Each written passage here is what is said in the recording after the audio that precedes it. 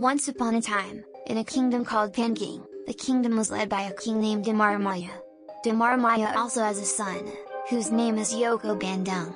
One day, the king asked Yoko Bandung, how long would he want to be single. Yoko Bandung replied, that until today there has not been a girl who fits his heart, even out of all the girls in all the kingdoms of Pengging. He will marry if Prambanan has fallen under the control of the Pengging Kingdom.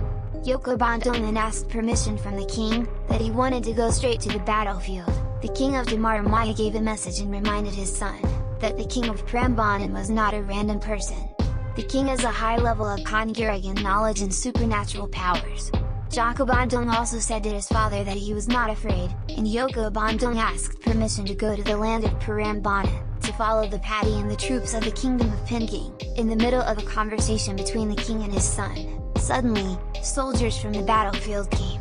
The soldier gave the news, that many of the troops of the kingdom of Pengging were killed. Hearing the news, the king then allowed his son, to follow the soldiers of Pengging to the battlefield, while in other places, the kingdom of Prambanan is ruled by King Boko.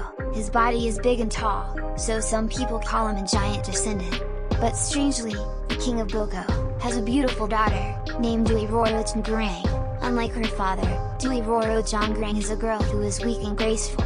However, there are similarities between Roro Jonggrang and Yoko Bandung, namely, both of them are not yet willing to get married, at an adult age. One day, the king of Boko met his daughter, and asked why the princess did not get married soon. The goddess Roro Jonggrang revealed that she currently wants to be alone, while accompanying her father to rule the kingdom of Prambanan. King Boko then asked how long it would take. Would it be like this? The answer Roro Jonggrang was the same as Yoko Bandung.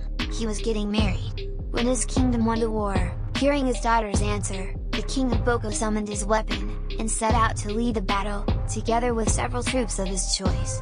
The power in the palace was handed over to the goddess Roro Jonggrang. In a very short time, the king of Boko had arrived on the battlefield. With his Konguragan knowledge, the king repulsed the entire Pengging Kingdom army.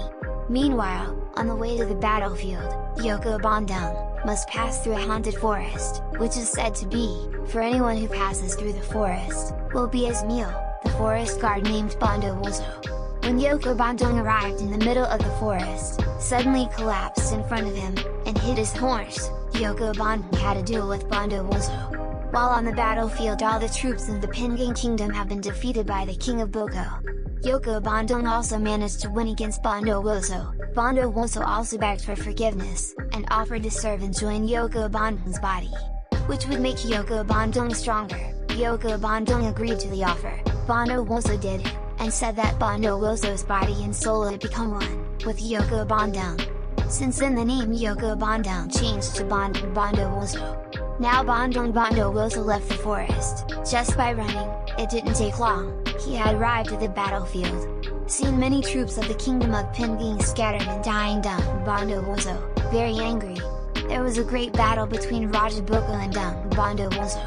Prabhu Boko finally lost. Bandung Bondowoso asked the soldiers, to be delivered to the Prambanan palace.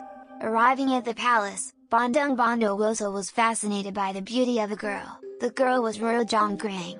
Roro Jonggrang was curious, and was amazed, about the young man's good looks. Bandung Bondowoso also asked Roro Jonggrang, "What is your name?" Before he could answer, the soldier informed him that the king of Boko had died at the hands of the young man in front of him. Suddenly Roro Jonggrang was helpless when he heard the news. Even Bandung Bondowoso told him that he fell in love with Roro Jonggrang, and wanted to marry her. Roro Jonggrang was unable to answer the question. She really hated him, because Bandung Bondowoso had killed his father. Finally, Roro Jonggrang found a way to gently refuse Bandung Bondowoso's proposal. He put forward a condition: if he wanted to marry her, Bandung Bondowoso too had to build 1,000 temples and 2 wells, which he did, in one night. For a moment, Bandung Bondowoso thought by closing his eyes. He then entered a dimension, where the Bondowoso giant was in his body. Bondowoso's giant spirit told him that he was able to help, by deploying an army of genies. Hearing Bondowoso's answer, Yoko Bandung opened his eyes. He too was ready to fulfill the request of the goddess. It was getting dark.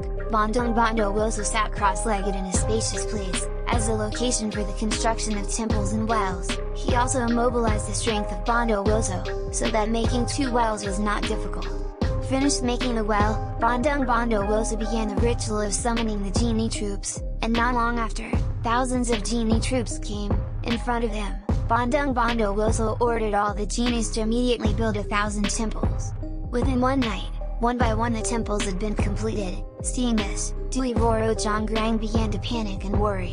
He also looked for a way so that Bandung Bondowoso failed. Roro Jonggrang ordered the royal ladies in waiting to beat the mortar. So there was a commotion, while the youths were ordered to burn wood in piles of hay, on the east side of Prambanan.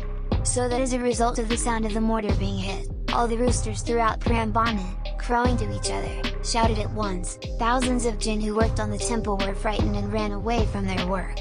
In fact, there is still less than 1 temple that has not been completed. Bandung Bondowoso could not understand why dawn came so quickly.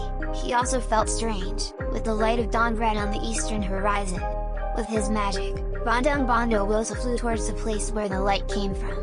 Bandung Bondowoso found youths burning wood in piles of straw. One of the youths explained that they were only carrying out orders from Roro Jonggrang. Hearing the answer from the young man, his anger peaked. Bandung Bondowoso waved his arm. Instantly, the place was shattered, and the youths bounced in all directions. Finally, Bandung Bondowoso returned to the temple building, which had not yet been completed. But sadly it was already early in the morning.